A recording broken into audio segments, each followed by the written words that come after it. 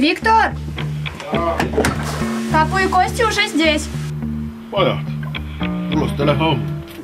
Hakekaa nää mersut Vaalimaalta.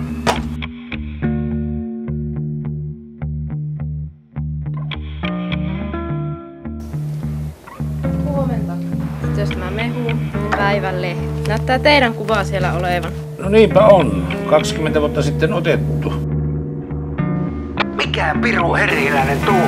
Mistä se tuohon tuli? Perhana, laukku putos.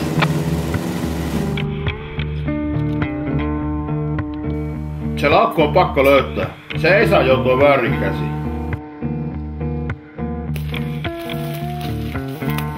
Ootko rahat? Ostas varmasti kaikki. 2 kertaa on laskenut. Onks varma kanssa? No jossakin kylillä. Hakekaa se mies tänne. Me ei käsketä 2 kertaa. Sun täytyy pallauttaa ne. En minä pysty. Lähet Hilun kanssa sieltä.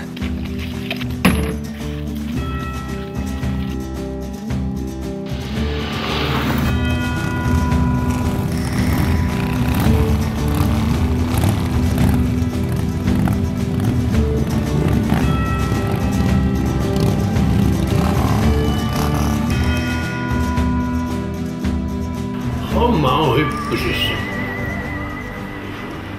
Siinä ei mene kuin pari sekuntia, niin ovet on auki ja salakku on meidän. Pitääkö sinulle saatanan ketkulle vielä selvittää, mitä sen kaluskansa touhuat?